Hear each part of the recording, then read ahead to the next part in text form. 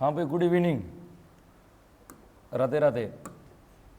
2100 प्रश्न कर रहे थे अपन, और 2100 प्रश्नों में ना कितना सफर कर लिया था भाई अपन ने, 800 प्रश्नों का। आज जो चलेंगे 801 से लेकर के चलेंगे आपके 850 तक। 850 तक प्रश्न पूरे हो जाएंगे। और चल रहे थे अपन टॉपिक वाइज, है ना, किस किस टॉपिक से क्या क्या पढ़ना है वो पूरा का पूरा अपन ले रहे थे। टॉपिक वाइज सीरीज के अंदर चल रहे थे, और बहुत सारे टॉपिक मैंने आपको क्लियर भी करवा दिए थे साथ साथ में। इन टॉपिकों को अपन और भी क्लियर करेंगे जब साथ में थ्योरी पढ़ाना शुरू कर देंगे। थ्योरी की कक्षा में बहुत जल्द लगाने वाला हूँ ना। जल्द का मतलब ना, मान के चलो कि इसी हफ्ते में आरंभ कर सकता हूँ, मैं इस हफ्ते में लगा दूंगा। इसके अंदर मैं सारी की सारी, मैं जब प्लानिंग लेकर के चल रहा हूँ, यदि समय मिला ना पूरा का पूरा करवा दूंगा। मैं क्या करने वाला हूँ, प्रत्येक विधि का अलग वीडियो बनाने वाला हूँ। ये जितनी भी आपकी विधि चलती है, आगमन विधि, निगमन विधि, संश्लेषण विधि, प्रयोगशाला विधि, पर्यटन विधि, जो भी विधि है ना, प्रत्येक विधि का एक वीडियो अलग से, जिसके अंदर उसके सारे गुण दोष, कब क्या है, किसने प्रयोग किया, क्या नहीं किया, क्या नहीं किया, है ना। जिसको शॉर्टकट पढ़ना है वो शॉर्टकट पढ़ लेना, और जिसको विस्तृत वर्णन चाहिए वो विस्तृत वर्णन पढ़ लेना। दोनों को दोनों डाल दूंगा, लेकिन पढ़ूंगा मैं बहुत स्पीड से ना। प्रत्येक विधि को मैं 10 से 15 मिनट में पूरी कर दूंगा, या ज्यादा से ज्यादा 20 मिनट। 20 मिनट से लंबी मैं कोई विधि नहीं पढ़ूंगा। 20 मिनट में एक विधि कंप्लीट। तो जब भी आपको टाइम मिले, 20 मिनट देखा विधि कंप्लीट, 20 मिनट देखा विधि कंप्लीट।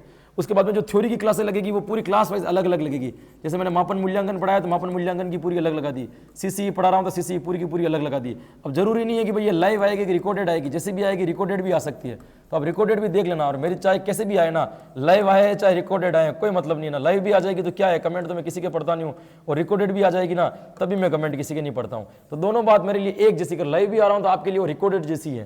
तो इससे अच्छा है कि भाई ना, केवल और केवल आप देखने के ऊपर फोकस करें क्या है और क्या नहीं है। तो चलते हैं आज के पहले प्रश्न पर। यह रहा आपके 19वीं क्लास का पहला प्रश्न। आज आपके हिंदी की विधि लगभग सारी कंप्लीट हो जाएगी दोस्तों। हिंदी शिक्षण में जितनी भी विधियां आती ना, उनके प्रश्न मैं लेकर के आ गया हूं। लगभग विधियों के प्रश्न जितने भी थे वो आ गए होंगे आपके। कि भाषा मनोविज्ञान के अनुसार बालक में भाषा का विकास किस मनोवैज्ञानिक महत्वपूर्ण कारक से होता है। ये कह रहा है कि भाषा में मनोविज्ञान के अनुसार, किसके अनुसार पूछा है भाई इसने, मनोविज्ञान के अनुसार पूछा है। और पूछा है कि बालक में भाषा विकास किस मनोवैज्ञानिक महत्वपूर्ण कारक से होती है। कारक भी कैसा बता दिया, महत्वपूर्ण। अब यानी भाषा का विकास किससे होता है, मनोविज्ञान की दृष्टि से पूछा है। ऑप्शन दे रखा है अनुकरण, जिज्ञासा, अभ्यास या उपयुक्त सभी। क्या ऑप्शन दे रखा है इन्होंने, एक मिनट रुकना है भाई, अभ्यास या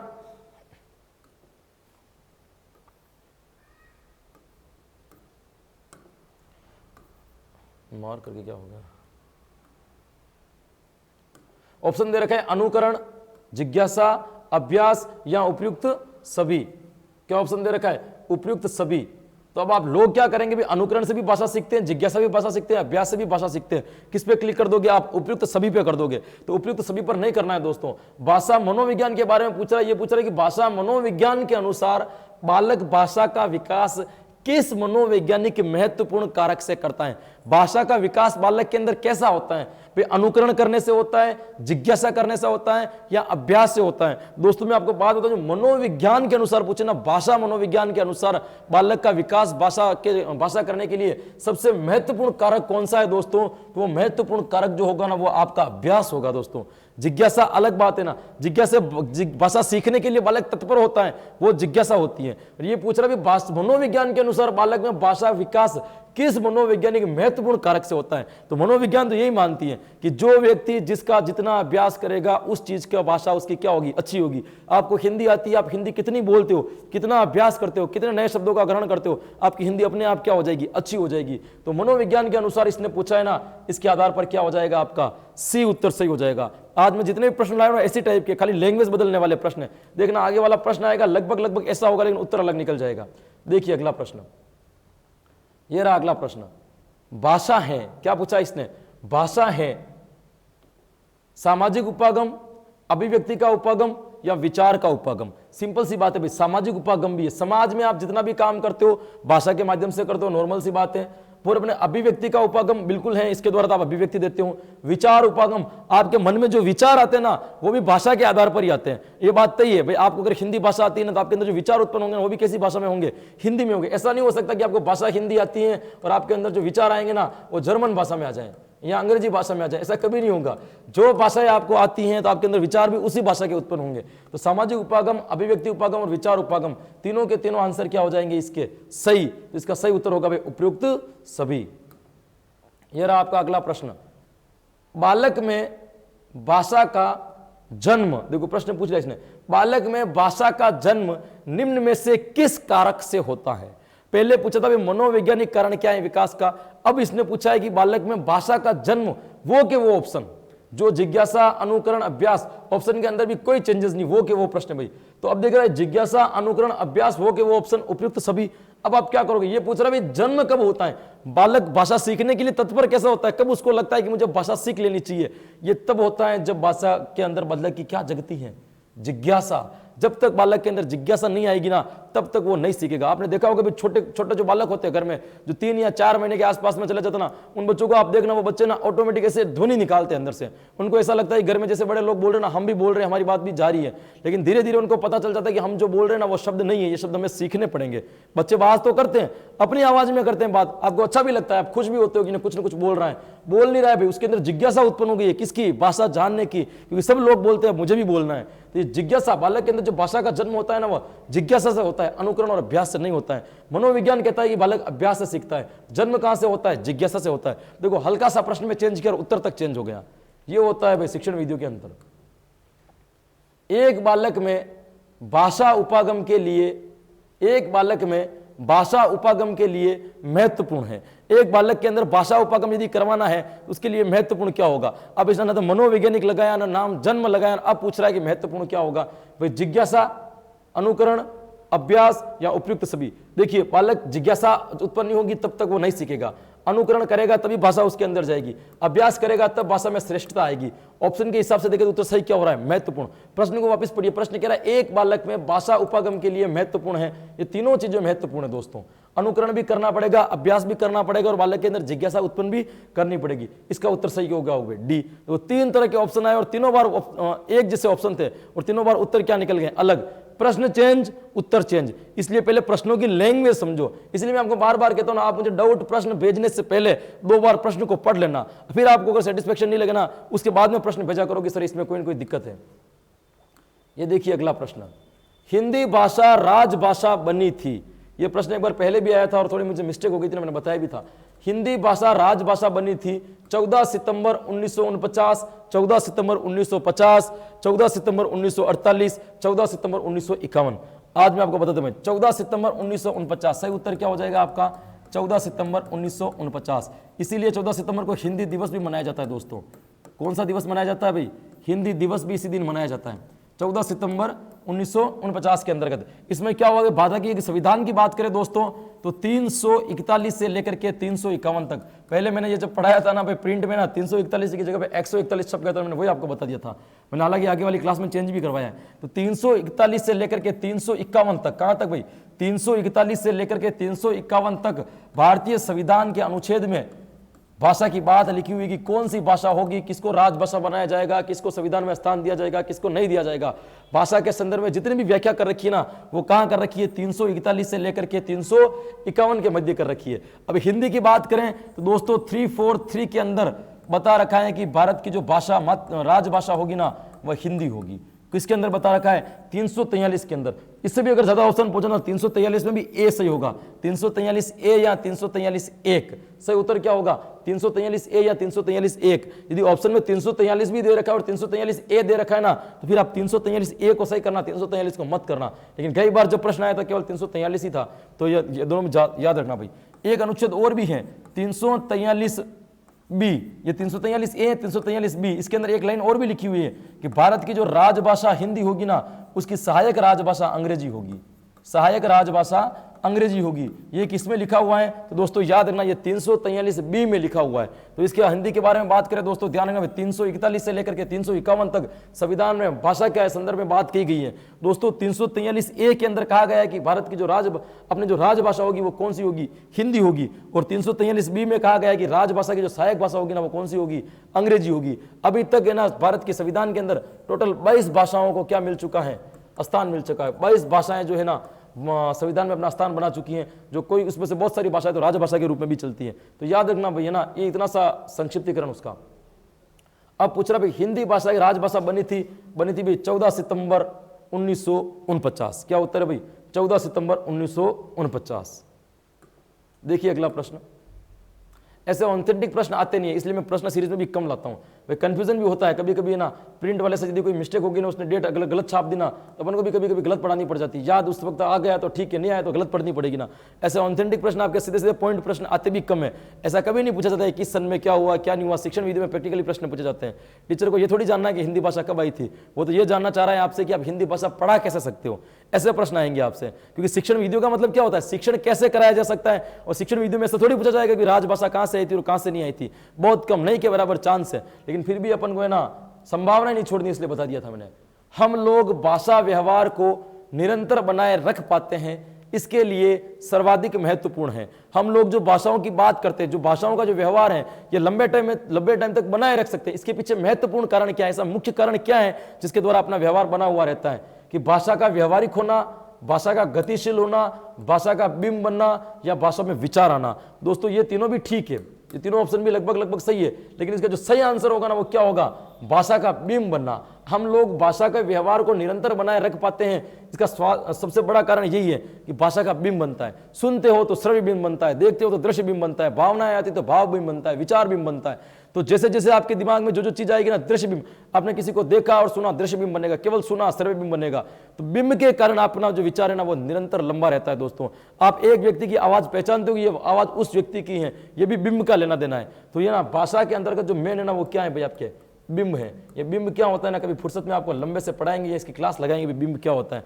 हालांकि ये ध्यान रखना, आपके सिलेबस में बिंब नाम का कोई टॉपिक दे ही नहीं रखा है, बिंब है ही नहीं है। लेकिन फिर भी है ना बहुत सारे कोचिंग वाले टीचर बिंब के बारे में पढ़ाते हैं, और गाइड वालों ने छाप दिया है कि बिंब आता है, तो मजबूरन अपन को भी पढ़ाना पड़ेगा बिंब है। बाकी आपके रीड के सिलेबस के अंदर बिंब दे नहीं रखा है, ऑप्शन के अंदर भी नहीं है, तो ध्यान रखना। लेकिन कभी कभी आधार सीमा से प्रश्न उठा करके देना चाहे ना, तो बिंब को वो जोड़ देंगे। दोस्तों ये रहा आपका अगला प्रश्न। रमेश मेरे सामने खड़ा है, क्या पूछ रहा भाई, रमेश मेरे सामने खड़ा है, उपयुक्त कथन में निर्माण हो रहा है, श्रव्य बिंब, दृश्य बिंब, भाव बिंब या विचार बिंब। रमेश किसके सामने खड़ा है, आपके सामने खड़ा है ना, आप उसको क्या कर रहे हो, देख रहे हो ना, दृश्य बिंब बन जाएगा। सिंपल सा प्रश्न है। कभी कभी ऐसा भी मत सोचना कि इतना सिंपल प्रश्न आ गया तो उसको सर्वे में डाल दें, नहीं होगा। दृश्य बिंब, रमेश आपके सामने खड़ा है, आपके सामने खड़ा है तो क्या कर रहे हो, आप देख रहे हो तो कौन सा बिंब बन जाएगा, दृश्य बिंब। आंख बंद करके बी को सही कर लो। ये रहा आपका अगला प्रश्न। कौन सी विधि सबसे प्राथमिक भाषा उपागम कहलाती है, कि प्राथमिक भाषा, सबसे पहले भाषा सीखने के लिए कौन सी विधि उपागम कहलाती है। यदि आप बच्चों को सबसे पहले भाषा सिखा रहे हो, प्राथमिक भाषा सबसे पहले यदि भाषा सिखा रहे हो, तो उसका भाषा का उपागम कौन सा होगा, अनुकरण, ध्वनि, व्यतिरेक विधियां, उपयुक्त सभी। उपयुक्त सभी नहीं होगा दोस्तों, सबसे पहले जो भाषा सीखी जाती है ना वह अनुकरण के द्वारा सीखी जाती है।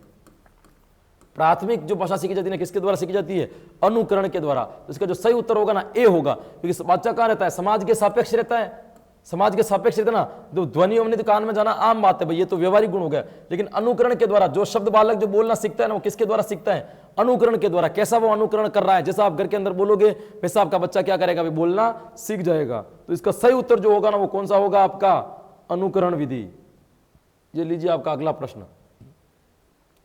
समवाय एक प्रकार से, क्या पूछ रहा है भाई, समवाय विधि जो है, समवाय विधि कौन सी है, जो गद्य या पद्य पढ़ाते समय साथ साथ में व्यवहारिक रूप से व्याकरण का ज्ञान भी दे दिया जाता है, वह विधि कौन सी होगी आपके, तो समवाय विधि होगी। दोस्तों तो ये कह रहा है समवाय का एक प्रकार है विचार जो समकालिक हो, शिक्षा में संपूर्ण वातावरणीय ज्ञान, शिक्षा में नवाचार या शिक्षा में नवीन क्रांति।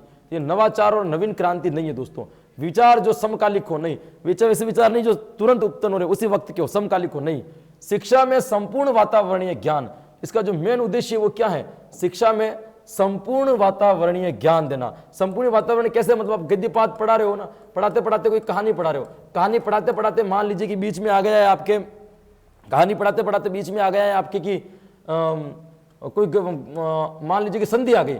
अब बालक ने आपको क्या कर दिया, संधि पढ़ा दी। अब बालक के बाद बीच में समास आ गया, समास पढ़ा दिया, विशेषण आ गए तो विशेषण पढ़ा दिए। ये तीनों की चीजें क्या है भाई, साथ साथ में आती है, आपको पढ़ा गया ना, तो ये संपूर्ण वातावरण का ज्ञान हो गया कि जैसे जैसे जो चीज आती जाएगी वैसे वैसे व्यवहारिक रूप से उस चीज को क्या कर दिया जाएगा, बता दिया जाएगा भाई। सिद्धांतिक नहीं बताया जाएगी, कैसे भी नहीं बताया जाएगा, लेकिन लगभग व्यवहारिक रूप से बता दिया जाएगा। ये शिक्षा में संपूर्ण वातावरणीय ज्ञान का निर्माण करता है। तो समवाय विधि का जो सही उत्तर होगा ना, क्या हो जाएगा आपका, बी। ये लीजिए आपका नेक्स्ट क्वेश्चन। निम्न में से वह कौन सा साधन है जो रेडियो की प्रसारण सीमाओं को समाप्त करता है? निम्न में से वह कौन सा साधन है जो रेडियो की प्रसारण सीमाओं को समाप्त करता है? ट्रांजिस्टर, टेप रिकॉर्ड, लिंगाफोन और ग्रामोफोन। 99% बच्चों ने ना टेप रिकॉर्डर को क्लिक कर दिया होगा, वो मान गए होंगे कि टेप रिकॉर्डर इसका आंसर सही होगा। दोस्तों मैं कह रहा हूं ना, प्रश्न की भाषा बदली और उत्तर के ऑप्शन बदल जाएंगे। ये कह रहा है निम्न में से वह कौन सा साधन है जो रेडियो की प्रसारण सीमाओं को समाप्त कर सकता है? प्रसारण का मतलब जो आप प्रसारण रहे ना, वो प्रसारण न करके कैसे भी सुना जा सकता है। तो प्रसारण सीमाओं को जो समाप्त करता है उसका नाम ट्रांजिस्टर है। दोस्तों क्या नाम है आपका? ट्रांजिस्टर। यहां पे प्रश्न केवल ऐसा आता ना, रेडियो की सीमाएं किसके द्वारा समाप्त होती है, तब तो आपका उत्तर सही क्या हो जाता? आपका टेप रिकॉर्डर हो जाता। तो बहुत सारी जगह में ट्रांजिस्टर दे रखा है, इसको क्या दे रखा भाई? ट्रांजिस्टर। टेप रिकॉर्डर भी होता है, लेकिन 2-3 जगह एग्जाम में ये आया है और सही किसको मान लिया इन्होंने? ट्रांजिस्टर को सही मान लिया है। ये पूछ रहा है प्रसारण सीमाओं को समाप्त करता है, तो रेडियो की प्रसारण सीमाओं को कौन समाप्त करता है? ट्रांजिस्टर। अब इसी का थोड़ा सा रूप बदल देते। देखो अगला प्रश्न देखिए, इसी का मिलता जुलता है। रेडियो की कार्यक्रम प्रसारण, अब पहले कार्यक्रम शब्द नहीं था, अब कार्यक्रम आ गया। रेडियो की कार्यक्रम प्रसारण समय सीमा को समाप्त कौन कर सकता है? अब आपका उत्तर सही क्या हो जाएगा? Tape recorder. क्या पूछा इसमें? रेडियो की कार्यक्रम प्रसारण समय का, कार्यक्रम के एक समय निश्चित होता है कि इसी समय पे आना है, इसको कौन भंग कर सकता है? Tape recorder. इसके अंदर रिकॉर्ड कर देते हैं, मर्जी होगी तब सुन लेंगे, तो ये टेप रिकॉर्डर इसका सही आंसर हो जाएगा। तो दोस्तों ध्यान रखना, केवल इस तरीके का प्रश्न पूछ लिया आपको, निम्न में से वह कौन सा साधन है जो रेडियो की प्रसारण सीमाओं को समाप्त करता है, तब तो ट्रांजिस्टर को कर देना। लेकिन ये कह रहा है भाई, ये कह रहा है कि रेडियो की कार्यक्रम प्रसारण समय की सीमा को कौन समाप्त कर सकता है? तो सीमा को समाप्त करता है टेप रिकॉर्डर। कौन करता है? Tape recorder. और केवल प्रश्न आपके ऐसे आ जाए ना, केवल ऐसा आ जाए रेडियो की सीमाएं कौन समाप्त करता है, तब भी उत्तर क्या होगा आपका? टेप रिकॉर्डर ही सही होगा। रेडियो की सीमाएं को कौन समाप्त कर सकता है, तभी आपका उत्तर क्या होगा? रेडियो होगा, टेप रिकॉर्डर भी होगा। तो भाई भाषा के ऊपर, प्रश्न की भाषा के ऊपर निर्भर करेगा कि उसका उत्तर क्या होगा। ये लीजिए आपका अगला प्रश्न। भारतीय पाठ्य योजना, जो आपके भारत में पाठ्य योजना चलती है, योजना जो हर्बर्ट उपागम पर आधारित है, वह कहाँ की है? ये पूछ रहा है। जो आपकी जो चलती है पाठ्य योजना, जो आप बनाते हो, जो शिक्षा में चलती है, एनसीईआरटी जो स्वीकार कर रखी है, वह पाठ्य योजना जो हर्बर्ट ने दी थी, वह कहाँ से आई है या किस देश की है? तो ये बोल रहे ब्रिटिश उपागम है, जर्मन उपागम का, फ्रांसीसी उपागम, या इनमें से कोई नहीं। वह कहाँ से आई है दोस्तों? तो वो है भाई ब्रिटिश से आई है। कहाँ से आई है भाई? ब्रिटिश। ये जो पाठ्य योजना आप पढ़ते हो ना, इसका निर्माण कहां से लिया गया है? तो ब्रिटिश उपागम के आधार पर इसको तैयार किया गया है। तो सही उत्तर क्या हो जाएगा इसका? ब्रिटिश उपागम। क्या उत्तर जाएगा? भारतीय पाठ्य योजना जो हर्बर्ट ने दी थी, वो कौन से उपागम के आधार पर आई, किसके आधार पर आई है? तो ध्यान रखना, ब्रिटिश उपागम, ब्रिटिश से यह आपके अंतर्गत आई थी। यह रहा आपका अगला प्रश्न। दल शिक्षण पद्धति का प्रारंभ कहां से हुआ था? दल शिक्षण मैंने कल बताया, तब कल या परसों की क्लास में अपन ने दल शिक्षण लिया था। तो उसमें दल शिक्षण के दौरान मैंने आपको बताया था कि दल शिक्षण किस किस का होता है, कैसे कैसे दल बनता है ना, दल शिक्षण किसने बनाया था, सारी डिटेल आपको दे रखी थी। ये पूछ रहा है दल शिक्षण पद्धति का आरंभ कहां से हुआ था? जर्मनी से, अमेरिका में, ब्रिटेन में या भारत में? तो भारत में मत कर देना ना, भारत वाले सब लगभग अपन क्या करते हैं? कॉपी करते हैं। इतनी मेहनत नहीं करते कि हाँ, मेहनत दूसरे करते ना, उनको कॉपी करके क्या करते हैं? अपन अपना काम चला लेते हैं। तो भारत के अंदर नहीं आया दोस्तों, ब्रिटेन के अंदर भी नहीं आया था। सही उत्तर है अमेरिका। दल शिक्षण जो सबसे पहले स्टार्ट किया था ना, वो कहां से किया था? अमेरिका में किया गया था। ग्रुप टीचिंग जो सबसे पहले चली थी ना, वो कहां से चली थी आपकी? दल शिक्षण वाली अमेरिका के अंदर चली थी। बी इसका सही उत्तर होगा भाई। देखिए अगला प्रश्न। भोलेनाथ तिवारी ने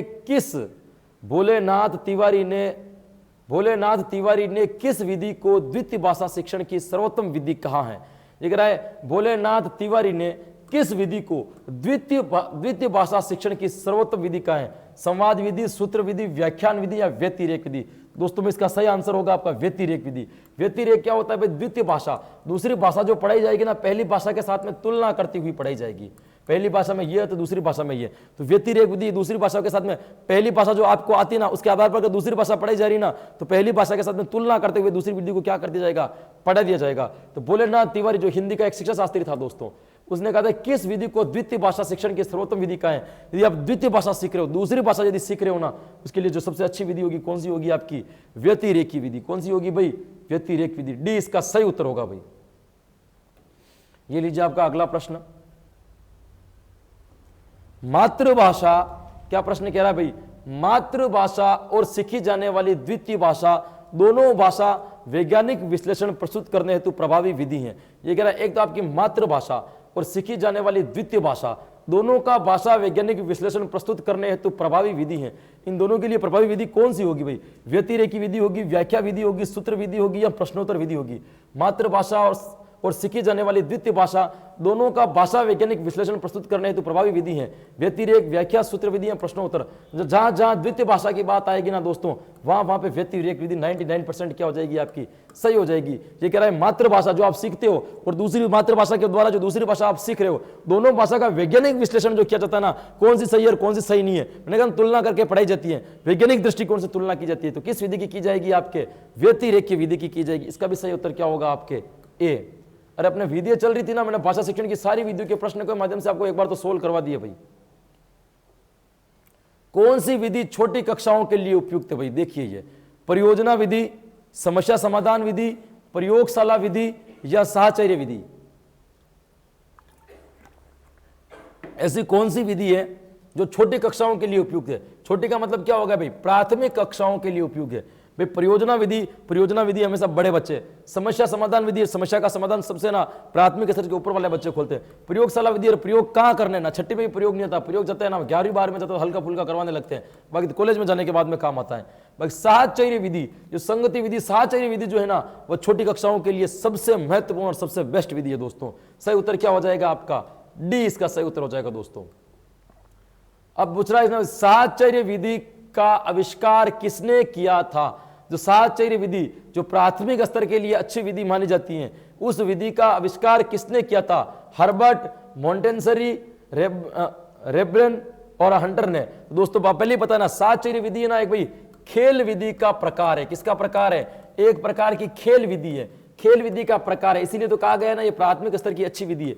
इसका जो किया था ना भाई आविष्कार, वो किया था मोंटेसरी ने। किसने किया था? मोंटेसरी ने। अरे मोंटेसरी कौन थे भाई? मैडम थे, है ना। तो मोंटेसरी मैडम ने किया था। ये क्या करता था? वस्तुओं के आगे कुछ नाम लिख देते थे, बालक जाते हैं वस्तुओं को देखते और नाम को पढ़ लेते थे। इस तरीके से खेल का ऐसा कुछ तरीका था जो उन्होंने बता रखा था। मनोविज्ञान में आपने पढ़ा भी होगा साहचर्य विधि क्या होती है और क्या नहीं होती है। तो इसका जो किया था, किसने किया था भाई? मोंटेसरी। सही आंसर हो जाएगा बी, इसका सही उत्तर है भाई।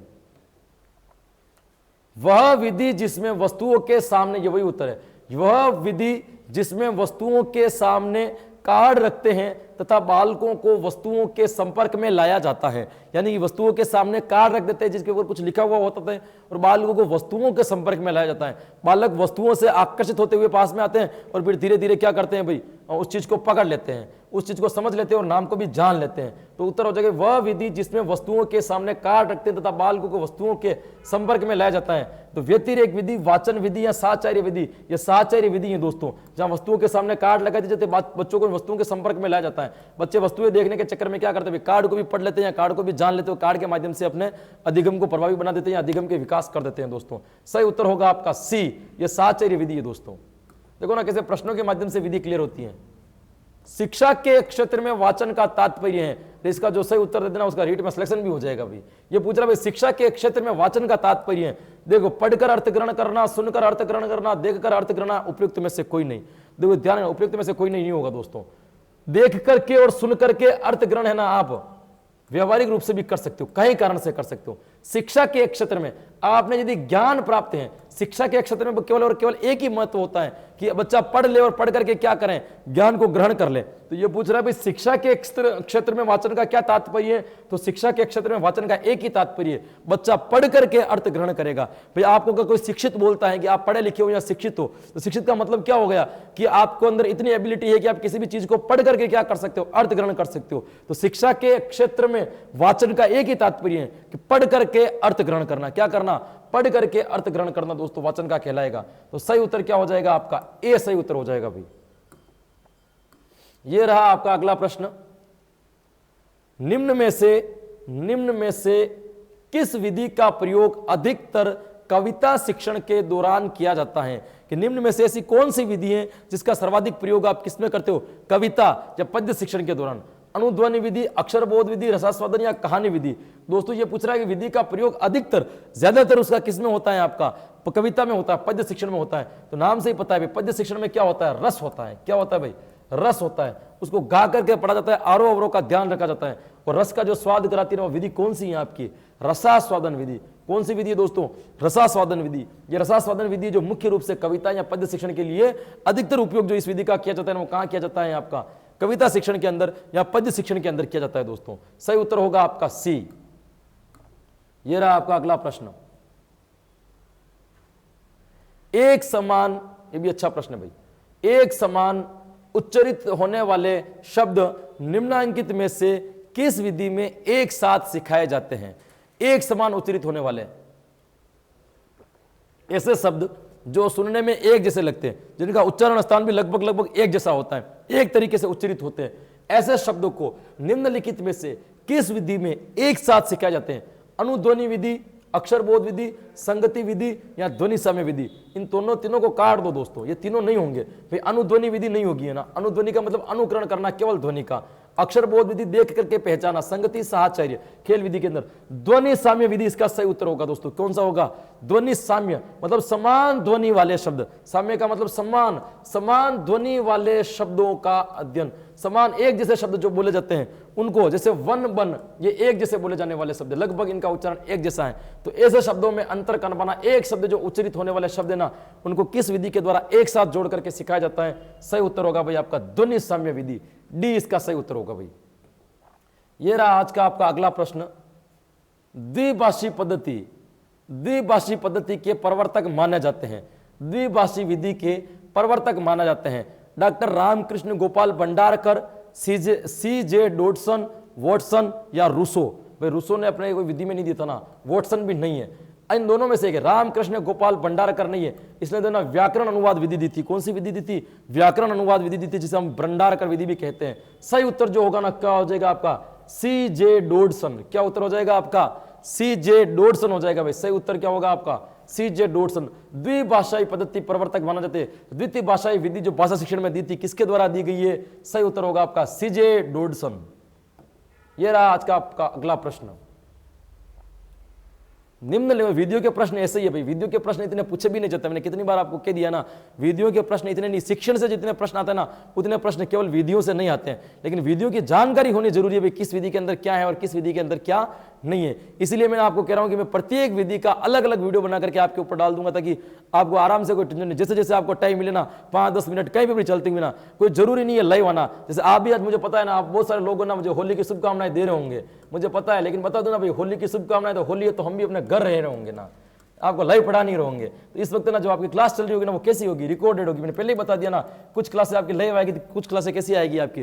रिकॉर्डेड। आप जो देख रहे हो ना, आप आराम से लाइव चैट कीजिए ना, प्रश्नों को आप देखिए। लेकिन मैं तो कुछ नहीं पढ़ पा रहा हूँ, क्योंकि जो क्लास चल रही है कैसी चल रही है? रिकॉर्डेड। त्योहार है ना भाई, सामाजिक गुणों का विकास करना आता है ना, तो हमने भी अपने सामाजिक गुणों का विकास कर रखा है। जब भी त्योहार होता है तो कहाँ रहना चाहिए भाई? आपको घर रहना चाहिए, है ना। मैं भी अपने घर हूँ अभी, लेकिन हाँ, जिस दिन ना अब क्लास चल रही है ना, इसका मतलब ये है कि मैं ऑफलाइन बैठे बैठे भी पढ़ रहा हूँ किस बच्चे ने क्या क्या कमेंट दिया है। तो सबको आपको है ना वहां से बधाई मिल रही होगी, देख लेना, मैसेज भी आ रहे होंगे। जो क्लास चल रही है ना वो रिकॉर्डेड चल रही है भाई। समवाय निम्नलिखित में से विधियों में से व्याकरण शिक्षण के लिए उपयुक्त विधि है। समवाय विधि, अनुकरणात्मक विधि, निगमन विधि और आगमन विधि। ये क्या है? निम्नलिखित विधियों में से व्याकरण शिक्षण के लिए उपयुक्त विधि नहीं है। कौन सी विधि उपयुक्त नहीं है पूछा है भाई। आगमन विधि भी व्याकरण के लिए ठीक है, निगमन विधि भी व्याकरण के लिए ठीक है। समवाय तो व्याकरण की विधि है, क्योंकि समवाय के द्वारा क्या दिया जाता है? गद्य शिक्षण के दौरान साथ साथ में व्याकरण की व्यवहारिक शिक्षा दी जाती है। तो ये भी बिल्कुल सही है। तो सही उत्तर क्या हो जाएगा इसका? अनुकरणात्मक विधि। तो ये निम्नलिखित में से व्याकरण की विधि नहीं है, अनुकरणात्मक विधि नहीं है। अनुकरण के द्वारा बालक भाषा बोलना सीख सकता है ना, व्याकरण अनुकरण के द्वारा नहीं सीख सकता। तो व्याकरण सैद्धांतिक होती है, व्याकरण तथ्यों पर चलती है, व्याकरण नियमों पर चलती है, और तथ्य और नियम पढ़ने पड़ते हैं, अनुकरण से नहीं होता है दोस्तों। तो ये अनुकरणात्मक विधि नहीं होगी। अनुकरणात्मक विधि जो है ना, वो कौन सी होगी आपके? अनुकरणात्मक नहीं, अनुकरणात्मक एक साथ होना चाहिए, अलग अलग लिख दिया, मान लेना भाई बी इसका सही उत्तर है। ये रहा आपका अगला प्रश्न। मैंने पहले ही कहा ना, कैसा भी त्योहार आ जाए ना, रीट तक मेरी छुट्टी नहीं रहेगी। आपको 9 से 10 बजे क्लास मिल जाएगी, मतलब हर कंडीशन में मिल जाएगी। लाइव नहीं मिलेगी तो रिकॉर्डेड मिलेगी। आपके लिए तो वैसे भी लाइव ही है, तो 9 से 10 बजे क्लास मिल जाएगी, मतलब मिल ही जाएगी किसी भी कंडीशन में। जब तक आपके ये रीट नहीं होगी तब तक प्रतिदिन आपको 9 से 10 मेरी क्लास मिल जाएगी। 2100 प्रश्न पूरे हो जाएंगे ना, तो किसी और सब्जेक्ट के शुरू कर देंगे। मनोविज्ञान, जैसा कि आपका डिमांड भी है कि मनोविज्ञान की लेकर के आइए, तो 2100 प्रश्नों की मनोविज्ञान की सीरीज लेकर के आ जाएंगे। लेकिन क्लासें आपको 9 से 10 मिलती रहेगी, कोई त्योहार के दिन छुट्टी नहीं रहेगी दोस्तों। तो दूरस्थ शिक्षण, ये त्योहार है ना होली, कोशिश करना भी अगली होली है ना आप सरकारी नौकरी के साथ में मनाओ, है ना। अगली होली ऐसे खाली नहीं जानी चाहिए, अगली होली ना आराम से आपके पास ना राजकीय अवकाश होना चाहिए। राजकीय अवकाश तो इस बार भी है, लेकिन उस बार में राजकीय अवकाश कैसा, आप खुद 7 दिन में, और आपके विद्यालय से आपको क्या मिलेगी, छुट्टी मिलेगी। तो अगली होली है ना आप अपने विद्यालय में मनाना। तो दूरस्थ शिक्षण विधि है, इसीलिए ना आज होली आज पढ़ाई करोगे ना, तब जाकर के अगली होली आपके विद्यालय में मिलेगी। तो आपके लिए छुट्टी नहीं है। दूरस्थ शिक्षण विधि को और किस नाम से भी जाना जाता है, दूरस्थ शिक्षण। दूरस्थ का मतलब क्या होता है, जो बालक विद्यालय में आकर के पढ़ नहीं सकता है, या जो बालक कॉलेज में आकर के पढ़ नहीं सकता है, वो कौन सा कहलाएगा, आपका दूरस्थ शिक्षण। ये पूरा दूरस्थ शिक्षण के विधि को और किस किस नाम से जाना सकता है। देखो आपने सुना होगा पत्राचार। पत्राचार का मतलब ये होगा कि ऑफलाइन पढ़े, आपको वहां नहीं जाना है, घर बैठे बैठे पढ़ना है, वो पत्राचार भी वही है। स्वतंत्र अध्ययन, वही प्राइवेट जो आप बोल रहे हो, स्वतंत्र अध्ययन का मतलब प्राइवेट जो फॉर्म भरते हो वो कौन सा है आपका, टेली एजुकेशन, ये भी यही है। ये तीनों के तीनों जो नाम है ना, ये दूरस्थ शिक्षा के अंतर्गत आता है दोस्तों। दूरस्थ का मतलब ये होता है घर बैठे बैठे पढ़ रहे हैं, आपने कभी कॉलेज का मुंह ही नहीं देखा है ना, वो कौन सी कहलाएगी, दूरस्थ शिक्षा। वर्तमान में तो जो आप ना रेगुलर कॉलेज करते हो ना, उसको भी आप दूरस्थ शिक्षा कह सकते हो ना। कभी कभी कॉलेज जाना होता है, और कभी कभी कॉलेज तो यहाँ पे भी जाते हैं लोग फॉर्म जमा करवाने के लिए, ये भी दूरस्थ शिक्षा हो जाती है। रेगुलर होकर के भी बच्चे रेगुलर नहीं जा रहे हैं, लेकिन दूरस्थ शिक्षा के अंदर क्या होता है, घर बैठे हैं बच्चे, केवल एग्जाम देने के लिए, कोई जरूरी काम होगा तो वो कॉलेज के यहाँ अपने ऑफिस के अंदर जाएंगे, बाकी कहाँ बैठे रहेंगे, वो घर पे बैठे रहेंगे। तो उपयुक्त सभी इसका सही आंसर हो जाएगा भाई। ये रहा आपका अगला प्रश्न, किस विधि में भाषा व्यवहार की पुष्टि, ये क्या कह रहा है प्रश्न देखिए, किस विधि में भाषा व्यवहार की पुष्टि के लिए पखवाड़े तक कार्य गोष्ठी की जा सकती है। भाई ऐसी कौन सी विधि है जिसमें किसी काम को करने के लिए ना पखवाड़े तक 15 दिन तक आप है ना कोई गोष्ठी चला सकते हो भाई। सैनिक विधि, समूह शिक्षण विधि, ध्वन्यात्मक विधि या दूरस्थ शिक्षण विधि। अब दोस्तों ध्यान रखना भाई, ध्वन्यात्मक विधि नहीं है। ध्वन्यात्मक विधि कौन सी भाई, माइकल ने दी थी वो है। समूह शिक्षण विधि भी नहीं है, सैनिक विधि भी नहीं है दोस्तों। सही उत्तर दूरस्थ शिक्षण विधि। इसके अंदर क्या होता है, जो बच्चे बाहर रह करके पढ़ रहे, घर से बाहर रह करके पढ़ रहे ना, वो क्या करेंगे, कोई ट्रेनिंग वाले आएंगे ना, 15-15 दिन तक उनको क्या कर देंगे, एक जगह बुला करके उनको एक साथ में ट्रेनिंग दी जाएगी। दूरस्थ शिक्षण, अरे आपको पता है ना, जिसके एसटीसी में मान लो सिलेक्शन हो गया है, आप टीचर बन गए हो, अब मान लो एसटीसी के बाद में यदि आपको बीएड करनी है ना, अब उस बीएड के लिए आपको रेगुलर कॉलेज नहीं जाना है, लेकिन कुछ ऐसे ऑप्शन होंगे ना, कुछ काम तो आपको करने पड़ेंगे। तो क्या करेंगे, हर साल आपको 15-15, 20-20 दिन के लिए बुलाएंगे और एक गोष्ठी रखेंगे, उसके अंदर बीएड के सारे नियम आपको क्या करते बता दिए जाएंगे, हल्का फुल्का आपसे लिखित कार्य भी करवा दिया जाएगा। ये 15 दिन एक साथ में रख दिया, पखवाड़े पर की रख दी। तो किस विधि में भाषा व्यवहार की पुष्टि के लिए पखवाड़े तक की कार्य गोष्ठी, कार्य सिखाया जाता है, तो दूरस्थ शिक्षण विधि में कराया जाता है भाई। एक प्रकार से आप जो नौकरी करते करते बीएड चल रही है ना, वो भी एक प्रकार के दूरस्थ होगी। तो 15-15 दिन के अंदर बुला करके उनको ट्रेनिंग का कार्य पाठ समझा दिया जाता है, पूरे वर्ष भर उनको नहीं आना पड़ता है। तो ये दूरस्थ शिक्षा के अंतर्गत होता है। इसका जो उत्तर होगा ना सही, वो कौन सा होगा भाई, आपका डी इसका उत्तर सही होगा भाई। ये लीजिए आपका अगला प्रश्न, भाषा शिक्षण में उच्चारण शुद्धता के लिए प्रयोग किया जाता है। मैंने पहले ही बताया उच्चारण का मतलब क्या होता है, बोलना। बोलने के लिए जो क्या किया जाता है भाई, OHP, ग्रामोफोन, लिंग्वाफोन या रेडियो। दोस्तों मैं बता दूं उसका सही उत्तर होगा भाई लिंग्वाफोन। क्या सही होगा दोस्तों, लिंग्वाफोन जो सही आंसर होगा। इसके द्वारा क्या किया जाता है, लिंग्वाफोन में रिकॉर्डेड कुछ शब्द होते थे, रख दिए जाते थे, और भाषा उच्चारण की त्रुटियों को दूर करने के लिए ना बच्चों को लिंग्वाफोन के द्वारा शिक्षा दी जाती थी। यह बात मैं पहले भी क्लियर कर चुका हूं, लिंग्वाफोन सही उत्तर होगा इसका। अब देखिए नेक्स्ट क्वेश्चन, प्रत्यक्ष विधि में जिन आधारभूत कौशलों को सीखने का पर्याप्त अवसर मिलता है वह है। प्रत्यक्ष विधि का मतलब क्या हो गया, आपके सामने विधि, जो भाषा आपको सिखाई जा रही है सारा काम उसी भाषा में किया जाएगा। यानी कि आपको अंग्रेजी सिखाई जा रही है तो सब कुछ समझाया भी अंग्रेजी में जाएगा, मातृभाषा का बिल्कुल भी सहारा नहीं लिया जाएगा। वह विधि कौन सी कहलाएगी, आपकी प्रत्यक्ष विधि कहलाएगी। तो ये कह रहा है प्रत्यक्ष विधि में जिन आधारभूत कौशलों को सीखने का पर्याप्त अवसर मिलता है। अब दूसरी भाषाओं का अगर आप प्रयोग नहीं कर रहे हो, केवल और केवल उसी भाषा का प्रयोग करो, तो कैसे सीखोगे, तो वो होता है दोस्तों सुन करके और बोल करके। दूसरी भाषा मातृभाषा का प्रयोग नहीं करना है। और आपको यदि आप इस तरीके से सीखते हो ना, आपने देखा होगा कि बहुत सारे जहाँ पे टूरिस्ट पॉइंट होते हैं, है ना, टूरिस्ट पॉइंट होते हैं। जैसे अगर ना मैं जैसे उदयपुर की बात करूं, मैं उदयपुर में रहता हूं, हमारे जैसे यहाँ पे टूरिस्ट पॉइंट है कि चांद पोल के आसपास में जो ये अपने पिछोला वाली जो झील बनी हुई है वो टूरिस्ट पॉइंट है। ज्यादातर होटल वगैरह भी वही है, सिटी प्लेस वगैरह सब कुछ आसपास में पड़ते हैं। वहां पे अधिकतर टूरिस्ट घूमने के लिए आते हैं। वहां पे जो आम लोग है ना, चाहे विद्यालय गए या नहीं गए, वो भी लगभग अंग्रेजों से क्या करते हैं, अंग्रेजी में बात कर लेते हैं। उन्हें अंग्रेजी कैसे सीखी है, सुन करके और बोल करके अंग्रेजी सीखी है, जिसमें मातृभाषा का कोई प्रयोग नहीं किया जा सकता है। अरे उनको कोई पता नहीं होता है, उनको ये पता है ना, बहुत सारे लोग बोलते हैं कांग्रेचुलेशन बच्चों को बोल भी देंगे, लेकिन अगर उनको पूछ ले इन कांग्रेचुलेशन का मतलब क्या होता है उनको भी नहीं पता होगा। ऐसा एग्जाम्पल दे रहा हूं, ऐसे बहुत सारे वर्ड होंगे वो बोलना जानते हैं लेकिन अर्थ नहीं पता, वो बात कर लेते जनरली। तो ये कौन सा सुनना और बोलना, प्रत्यक्ष विधि में मातृभाषा का सहारा नहीं लिया जाता है। जो भाषा सिखाई जा रही है उसी भाषा में सब कुछ समझाया जाएगा, तो यदि उसी भाषा में समझाया जाएगा तो आपको ध्यान से सुनना पड़ेगा और बोलना पड़ेगा, तभी वो आपके है ना व्यवहार में आ पाएगी, बाकी व्यवहार में नहीं आ पाएगी। इसका पहले ही वाला आंसर सही है दोस्तों, ये तीनों आंसर नहीं होंगे, ए इसका सही उत्तर होगा। ये रहा आपका अगला प्रश्न, प्रत्यक्ष विधि में बालक क्या पूछ रहा भाई, प्रत्यक्ष विधि में बालक अनुकरण के द्वारा दूसरी भाषा सीखता है, व्याकरण के नियम पर बल दिया जाता है, चित्र व शैक्षणिक सहायक सामग्री का प्रयोग नहीं किया जाता है, अनुवाद का सहारा लेता है। अब ये पूछ रहा भाई प्रत्यक्ष विधि में क्या क्या होता है, नीचे से देखिए, अनुवाद का सहारा लेता है नहीं लेता है। जो भाषा सिखाई जा रही है, जैसे आपको APPLE Apple means Apple, save नहीं बताया जाएगा, अनुवाद का सहारा नहीं लिया जाएगा दोस्तों, ये तो नहीं होता है। चित्र व शैक्षणिक सहायक सामग्री का प्रयोग नहीं किया जाता, अरे चित्र व शैक्षणिक सहायक सामग्री का प्रयोग नहीं किया जाता, यह भी इसके संदर्भ में किया जाता है, नहीं कैसे नहीं किया जाता है। व्याकरण के नियम पर बल दिया जाता है, नहीं दिया जाता है दोस्तों, ये तीनों गलत है। ये कह रहा है अनुकरण के द्वारा दूसरी भाषा सीखता है, बिल्कुल सही है। भाषा केवल और केवल किसके द्वारा सीखेगा, अनुकरण। अध्यापक बोलेगा वो सुनेगा, फिर वो बोलेगा और अध्यापक सुनेगा, बस इसके द्वारा संप्रेषण के द्वारा क्या किया जाता है, इस भाषा को सीखा जाता है। तो ए वाला जो ऑप्शन होगा ना वो क्या हो जाएगा आपके सही, प्रत्यक्ष विधि में बालक अनुकरण के द्वारा दूसरी भाषा को सीखता है। ये लीजिए आपका अगला प्रश्न, अधिगम अनुभव केंद्रित इकाई योजना में निम्न में से किस पर अधिक बल दिया जाता है। अधिगम अनुभव केंद्रित इकाई योजना में निम्न में से किस पर अधिक बल दिया जाता है, पाठ्यक्रम पर, छात्र की अनुक्रिया पर, शिक्षण अनुक्रिया पर और पाठ्यक्रम व शिक्षक की अनुक्रिया पर। बात कर रहा है अधिगम की। अधिगम का मतलब ही सामान्य अर्थ तो होता है दोस्तों सीखना, लेकिन विशिष्ट अर्थ होता है व्यवहार में परिवर्तन लाना। लेकिन सामान्य अर्थ की बात करें सीखना, तो सीखना अनुभव केंद्रित इकाई योजना में निम्न में से किस पर आधारित बल देगा, सीखता कौन है, बालक सीखता है, तो सर्वाधिक बल भी किस पर देगा, बालक पर देगा दोस्तों। पाठ्यक्रम पर भी ठीक है, शिक्षक की अनुक्रिया पर भी ठीक है, सबसे ज्यादा बल देगा छात्र की अनुक्रिया पर। सीखते वक्त छात्र क्या कर रहा है ये ज्यादा निर्भर करता है अधिगम पर। छात्र की अनुक्रिया के ऊपर निर्भर करेगा कि बालक का अधिगम कितना हो रहा है और कितना नहीं हो रहा है। जो सही उत्तर होगा ना इसका क्या हो जाएगा आपके बी, इसका सही उत्तर होगा दोस्तों। क्या उत्तर होगा भाई, बी। और ये लीजिए आपका अगला प्रश्न,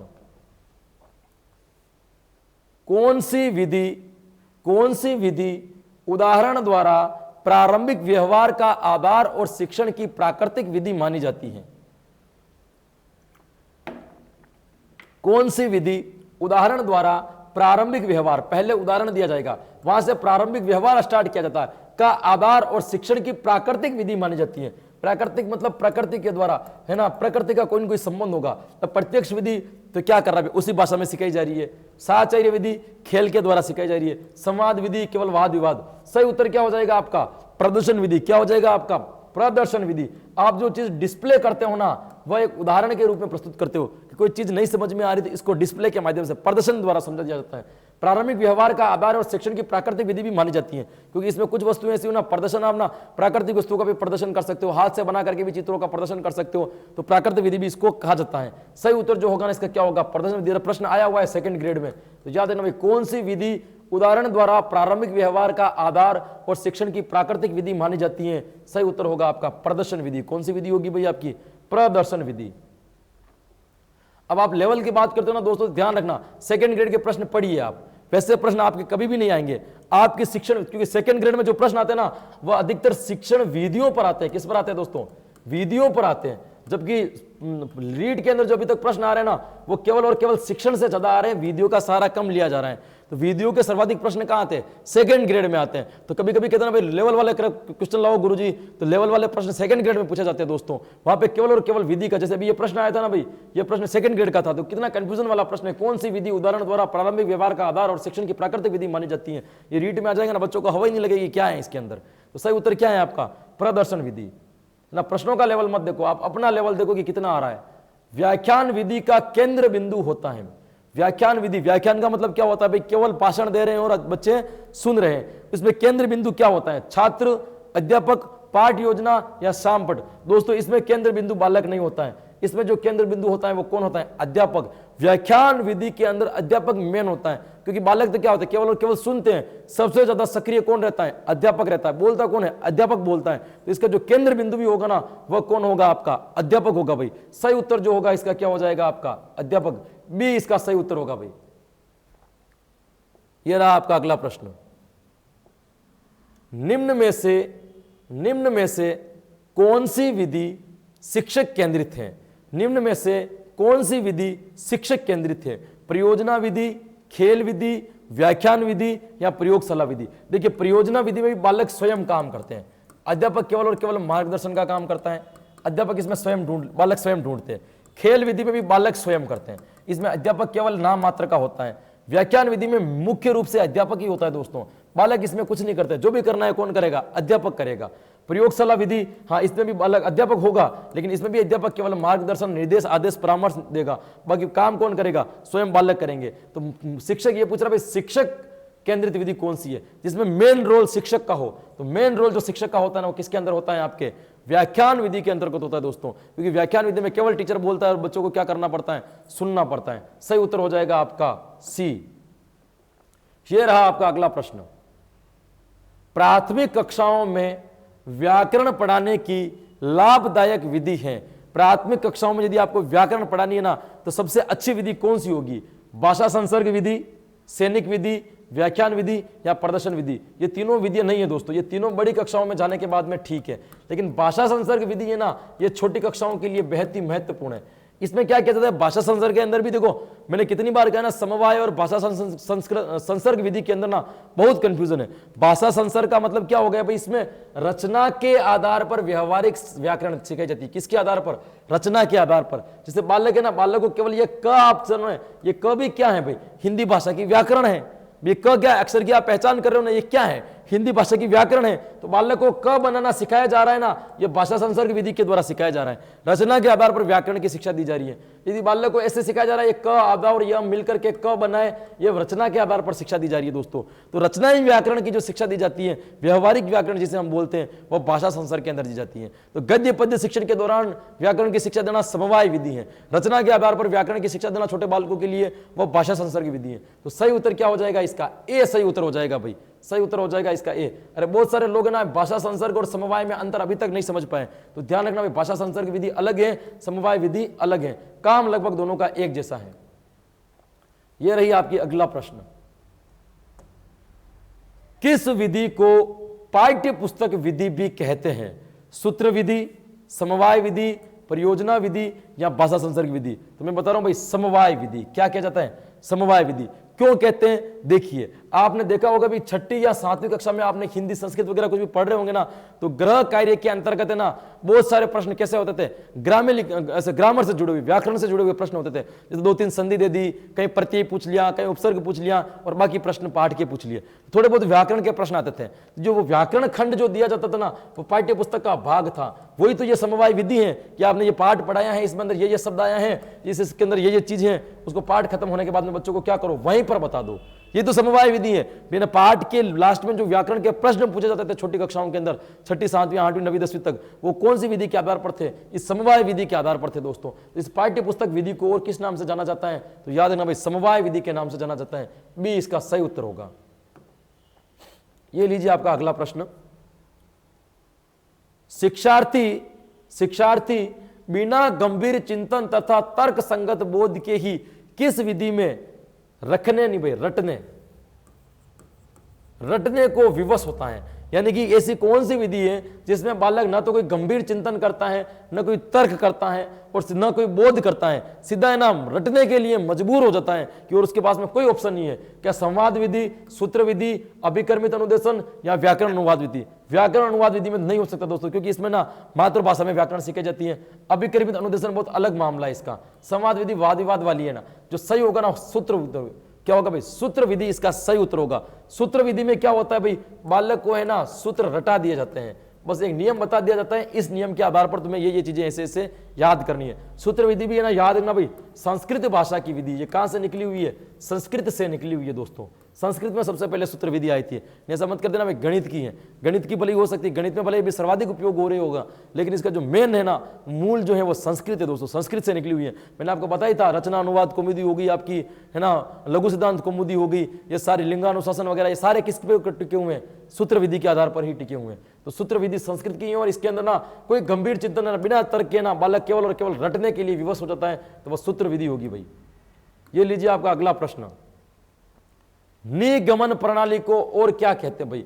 निगमन प्रणाली, जिसमें नियम देने के बाद में बालक को उदाहरण दे दिया जाता है कि पहले इस नियम को याद कर, इसके आधार पर इस उदाहरणों को सही कर देना। इसको और किस नाम से जाना जाता है? सहयोग विधि, साहचर्य विधि, निगमन प्रणाली, या तो देखो सहयोग विधि नहीं कहा जाता है दोस्तों, साहचर्य प्रणाली भी नहीं कहा जाता है। सही उत्तर होगा इसका प्रयोग प्रणाली। निगमन प्रणाली को और किस नाम से जाना जाता है? सही उत्तर होगा आपका प्रयोग प्रणाली, क्योंकि इसमें नियम बता दिए जाते हैं और बालक केवल उस नियम का प्रयोग करते हुए उदाहरणों को क्या करता है? हल करता है। इसलिए इसका और नाम क्या हो गया आपका? प्रयोग प्रणाली। यह रहा आपका अगला प्रश्न।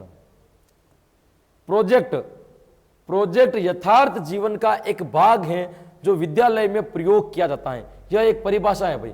प्रोजेक्ट यथार्थ जीवन का एक भाग है, आपके जीवन का एक महत्वपूर्ण भाग है जो विद्यालय में प्रयोग के रूप में किया जाता है। यह कथन है जॉन डीवी, किलपेट्रिक, बेलार्ड या स्किनर। तो दोस्तों इसमें और कोई ऑप्शन भी नहीं है कि मैं आपको काटना सिखाऊं।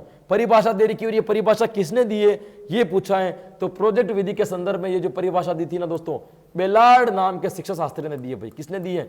बेलार्ड नाम के शिक्षा शास्त्री ने दी है कि प्रोजेक्ट जो है एक यथार्थ जीवन का एक भाग है जो विद्यालय में प्रयोग किया जाता है। तो सही उत्तर क्या हो जाएगा इसका? बेलार्ड, सी इसका सही उत्तर होगा भाई। ये लीजिए आपका अगला प्रश्न, निम्नांकित में से कौन सी शिक्षण विधि को औपचारिक कक्षा व्यवस्था में प्रयोग करना कठिन है? निम्नांकित में से कौन सी शिक्षण विधि को औपचारिक कक्षा व्यवस्था में प्रयोग करना कठिन है? इनमें से वह कौन सी विधि है जिसको औपचारिक तौर पर कक्षा के अंदर प्रयोग नहीं किया जा सकता? ये पूछ रहा भाई, आगमन विधि, निगमन विधि, प्रयोजना विधि या विश्लेषणात्मक। अरे आगमन भी करो, निगमन भी करो, विश्लेषण भी करो, कोई दिक्कत नहीं है। प्रयोजना विधि को है ना औपचारिक रूप से कक्षा में नहीं किया जाता। इसके अंदर बहुत सारे उपकरणों की आवश्यकता होती है, बहुत सारे सिस्टम की आवश्यकता होती है जो कक्षा के अंदर नहीं ला जा सकता। आपको कहीं ना कहीं ना विशेष स्थान पर जाना पड़ेगा या बालकों को करने के लिए भेजना पड़ेगा। तो परियोजना को जो है ना औपचारिक रूप से कक्षा के अंदर प्रयोग नहीं किया जा सकता दोस्तों, बाकी सबको कर सकते, मतलब किया तो जा सकता है, लेकिन ये पूरी व्यवस्था करना कठिन है, मुश्किल है। कोशिश की जाए तो हो सकता है, लेकिन इनमें से कौन सा नामुमकिन है? प्रयोजना थोड़ा कठिन है, बाकी इनका तो आप पढ़ाते पढ़ाते भी प्रयोग कर सकते हो। सी इसका सही उत्तर होगा। ये लीजिए आपका अगला प्रश्न, किस विधि का संबंध अक्षरों तथा शब्दों की ध्वनियों से है? कि जिसको ना अक्षर तथा स्वरों की ध्वनियों से, एपी टेट का प्रश्न है भैया। कौन सी टेट है? देखो नहीं लेकर के आया मैं, एपी टेट का प्रश्न, ये आया हुआ प्रश्न है कि किस विधि का संबंध अक्षरों तथा शब्दों की ध्वनियों से है? अक्षरबोध विधि, देखो या कहो विधि, स्वरोच्चार विधि या अनुकरण विधि। पहले तो मैंने आपको कहा था ना, जो चीज आपको चारों ऑप्शन में से अलग ही दिख रही हो ना, उसके उत्तर होने के चांस ज्यादा मिल जाते हैं। आपने ये स्वरोच्चार पहली बार सुना होगा ना, यही सही निकलेगा भाई। किस विधि का संबंध अक्षर तथा शब्दों की ध्वनियों से है? अक्षर और केवल स्वरों की ध्वनियों से, पहचान से नहीं पूछा है। ये पूछ रहा है अक्षर बोध विधि, तो अक्षर की पहचान भी करना है। बात केवल संबंध किसकी कर रहा है? अक्षर और शब्द की बात कर रहा है, और उसमें भी अक्षर और शब्दों भी किसकी? ध्वनि की बात कर रहा है केवल। देखो और कहो विधि, मतलब इसमें आप देख रहे हो, केवल ध्वनि नहीं सुन रहे हो। स्वरोच्चार विधि, केवल स्वर का उच्चारण हो रहा है ना, तो शब्द और जो अक्षर हैं उनकी ध्वनि आपके कानों में पड़ रही है, तो यह सस्वर। अनुकरण विधि नहीं होगी दोस्तों, अनुकरण का मतलब ही नहीं है। अक्षरबोध विधि में देख रहे हो, ये बात कर रहा है केवल अक्षर और शब्दों की ध्वनियों से है ना, चीज देख रही नहीं है, केवल सुनना है। अक्षरबोध विधि में आप अक्षर देख रहे हो, देखो और कहो विधि में भी देख रहे हो। ये स्वरोच्चार विधि है ना, इसमें केवल उच्चारण हो रहा है, देख कुछ नहीं रहे हो। सही उत्तर क्या हो जाएगा आपका? सी सही उत्तर हो जाएगा दोस्तों। क्या उत्तर हो जाएगा आपका? सी। ये एपी टेट में आया हुआ प्रश्न है। अरे बहुत मेहनत कर रहा हूं ना, पता नहीं कहां से आपके लिए प्रश्न ढूंढने पड़ रहे हैं। प्रश्न भी आपको ना लेवल वाले करवाने ना, लेकिन आपको कठिन प्रश्न चाहिए ना। ये कितना कठिन है? ये नॉर्मल प्रश्न थे ना, ये बहुत सिंपल प्रश्न था, और गारंटी यदि परीक्षा में आ जाता ना 50% से भी ज्यादा बच्चे इसको गलत कर देते हैं। किस विधि का संबंध अक्षर तथा शब्दों की ध्वनियों से है? अक्षरबोध विधि को सही कर देते हैं। देखो और कहो, इस स्वरोच्चार विधि के तो कोई हाथ ही नहीं लगाते हैं, क्योंकि आपने नाम ही नहीं सुना कि स्वरोच्चार विधि के नाम की भी कोई विधि होती है। तो इसलिए ना इसको सॉरी, इसको कोई सही नहीं करता, इनमें से सही करता भाई। तो सही उत्तर क्या हो जाएगा आपका? सी। ये लीजिए अगला प्रश्न, द्विभाषी पद्धति का क्षेत्र नहीं है। द्विभाषा मतलब जहां पे दो भाषाएं सिखाई जाती है, वो कौन सा क्षेत्र नहीं है? देखिए, सम्मेलन एवं गोष्ठियां, आप सम्मेलन एवं गोष्ठी भी कर रहे हो, वहां पे एक से अधिक भाषा वाले लोग हो सकते हैं। अनुवाद शिक्षण, भाई अनुवाद में भी दो भाषाओं का एक साथ प्रयोग हो सकता है।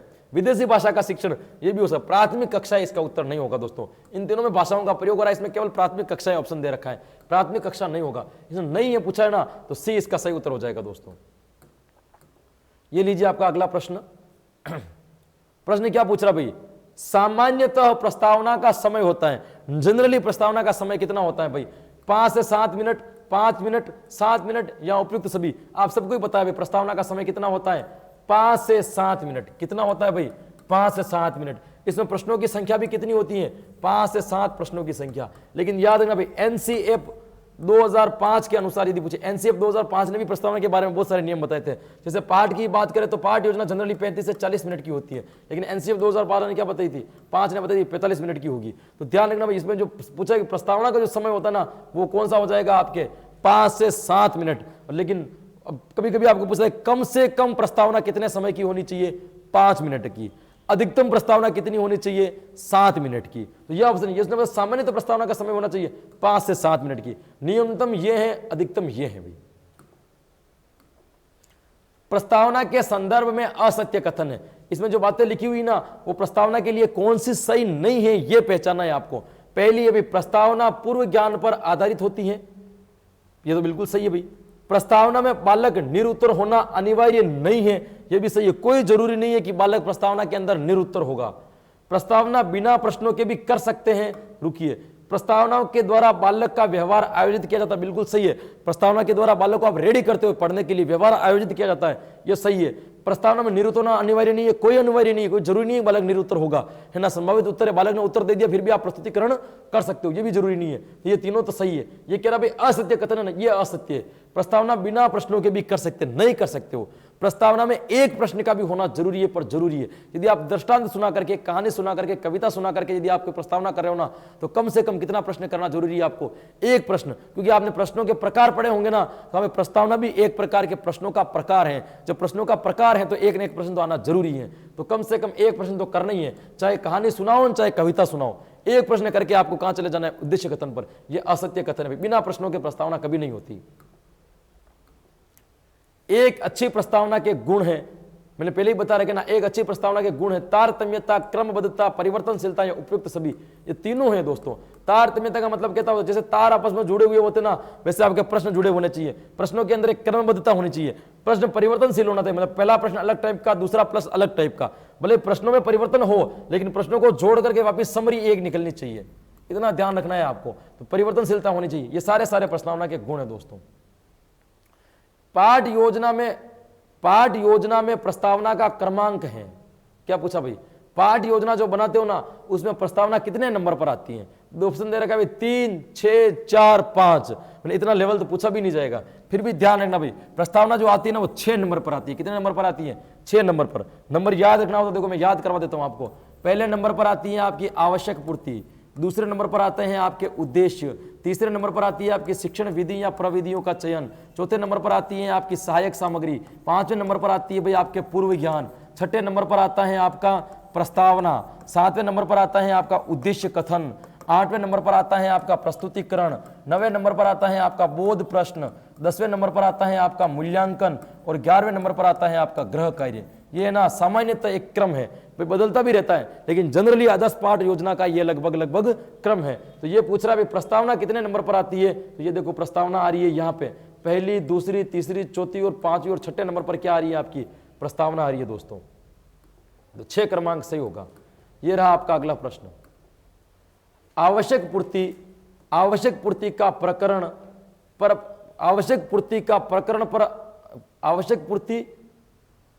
आवश्यक पूर्ति में प्रकरण भरा जाता है। ये उत्तर है भाई। आवश्यक पूर्ति में प्रकरण भरा जाता है। उद्देश्य कथन से पहले, यानी कि आप उद्देश्य कथन कह लो, उसके देखो मैंने कहा ना, आवश्यक पूर्ति के अंदर बाकी सारी की सारी चीजें आपको कक्षा में जाते ही बरतनी है, लेकिन प्रकरण आपको क्या रखना है, बाकी रखना है। प्रकरण आप तब भरोगे जब आप उद्देश्य कथन कहोगे। ये पहले उद्देश्य कथन से पहले भर देना चाहिए, या उद्देश्य कथन कहने के बाद भरना चाहिए, या उद्देश्य कथन के साथ साथ भरना चाहिए, या तीनों स्थिति में आप चाहो जैसे भर सकते हो। नहीं भाई, उद्देश्य कथन के साथ साथ भरना है। आपको उद्देश्य कथन बोलते भी रहना है और साथ साथ में वहां लिखते भी रहना है। सी इसका सही उत्तर होगा भाई। ये रहा आपका अगला प्रश्न। प्रस्तुतिकरण में मुख्य बिंदु होते हैं 6, 5, 8, 4। प्रस्तुतिकरण में कुल कितने मुख्य बिंदु होते हैं दोस्तों? तो प्रस्तुतिकरण में मैं बता दूं आपको भी 6 मुख्य बिंदु होते हैं। कितने होते हैं? 6। सबसे पहला आता है आपका शिक्षण बिंदु। शिक्षण बिंदु के बाद में आती है आपकी अध्यापक क्रियाएं। अध्यापक क्रियाओं के बाद में आती है आपकी छात्र क्रियाएं। छात्र क्रिया के बाद में आती है आपकी शिक्षण विधि। शिक्षण विधि के बाद में आती है आपकी सहायक सामग्री, और सहायक सामग्री के बाद में आती है आपके शाम पट कार्य। 1, 2, 3, 4, 5 और 6। तो कितने बिंदु होते हैं भाई? 6 बिंदु होते हैं प्रस्तुतिकरण के। तो टोटल नाम याद रखना, शिक्षण बिंदु, अध्यापक क्रिया, छात्र क्रिया, शिक्षण विधि, सहायक सामग्री और शाम पट कार्य। 6 बिंदु होते हैं भाई। ये लीजिए आपका अगला प्रश्न। राजस्थान में 1 से 5 तक पूर्ण रूप से सीसीई कब लागू हुआ? यह प्रश्न में सीसीई का अपन ने कल परसों पढ़ा था, तो ध्यान में सीसीई कब लागू हुआ? 2014-15 में, 10-11 में, 15-16 में या 9-10 में? भाई सही उत्तर होगा आपका 10-11 में। राजस्थान में 1 से 5 तक, पहले 1 से 4 तक पायलट योजना चली थी, और 1 से 5 तक जो लगा था ना, सत्र चल रहा था भाई 2010-11। 10-11 में 1 से 5 तक लागू हो गया था। कक्षा 1 से 5 तक पूर्ण रूप से लागू हो गया था। सन पूछा है भाई इसने ना, ये ध्यान में, सत्र नहीं पूछा है, सन पूछ लिया भाई। ये कह रहा है कि पूर्ण रूप से राजस्थान में कब लागू हुआ है, एक साथ राजस्थान में, पूरे राजस्थान में सीसी कब लागू हुआ है दोस्तों? तो सन पूछा है, सत्र पूछते तो 10-11 होगा। तो सही उत्तर है 2015-16 में हुआ था। पहले भाई 2010 में 5वीं तक तो लागू हो गया था, लेकिन ये 1 से 5 तक पूर्ण राजस्थान में, पूरे राजस्थान में सीसी कब लागू हुआ? तो सत्र 2015 भाई, 2015 और 16 के अंदर ये सीसी पूरे राजस्थान में लागू हुआ, क्योंकि राजस्थान में ना बहुत सारे टुकड़ों में लगा था। पहले कुछ स्कूलों को जोड़ा, फिर थोड़ी स्कूलों को और जोड़ा, फिर थोड़ी स्कूलों को और जोड़ा, लेकिन पूर्ण रूप से कब लागू हुआ? तो सन होगा आपका 2015-16। राजस्थान में 1 से 5 तक पूर्ण रूप में सीसी कब लागू हुआ? 15-16। लेकिन प्रश्न यहां पूर्ण नहीं लगा और ऐसा पूछो कि राजस्थान में 1 से 5 तक सीसी कब लागू हुआ, फिर सत्र होता आपका 2010-11। 2015-16 सी इसका सही उत्तर है भाई। ये देखिए, पाठ योजना में अंतिम पद होता है, ये तो आपको ही पता है। लास्ट में क्या देते हो आप? गृह कार्य देते हो ना। अंतिम पद कौन सा होता है? गृह कार्य। कितने नंबर पे आता है? 11वें नंबर पर आता है भाई। ये लीजिए आपका अगला प्रश्न। पाठ योजना का उद्देश्य कथन दिया था। पाठ योजना में उद्देश्य कथन किसने दिया था दोस्तों? मैं आपको बता दूं ना, अस्पष्टता के स्थान पर जब जिलर और सलर ने ना प्रस्तावना और प्रस्तुतिकरण दिया था ना, तब इन दोनों के मध्य में एक उद्देश्य कथन दिया था, और ये उद्देश्य कथन देने वाले का जो बिचौलिया था ना, उसका नाम था भाई राइन। क्या नाम था? इस राइन ने उद्देश्य कथन दिया है। कहां दिया? प्रस्तावना और प्रस्तुतिकरण के मध्य में। तो राइन इसका सही उत्तर हो जाएगा। उद्देश्य पूछ ले, पाठ योजना में उद्देश्य कथन किसके द्वारा दिया गया है? राइन के द्वारा दिया गया है। यह रहा भाई आज का अंतिम प्रश्न। सामान्यतः पाठ योजना में कितने पद होते हैं? अभी मैंने बताया था आपको। सामान्यतः पाठ योजना, जो आदर्श पाठ योजना होती ना, लगभग कितने पद होते हैं भाई? सब में 11 पद होते हैं दोस्तों। कितने होते भाई? 11 होते हैं। आवश्यक पूर्ति, उद्देश्य, शिक्षण विधियां, सहायक सामग्री, है ना, पूर्व ज्ञान, प्रस्तावना, उद्देश्य कथन, प्रस्तुतिकरण, बोध प्रश्न, मूल्यांकन और गृह कार्य। 11 पद होते हैं। क्या सही उत्तर हो जाएगा भाई आपका? ए। ये होते हैं दोस्तों अपने कितने भाई? 850 प्रश्नों का सफर यहाँ पे पूरा होता है ना। अगली कक्षा में अपन 851 से क्या करेंगे?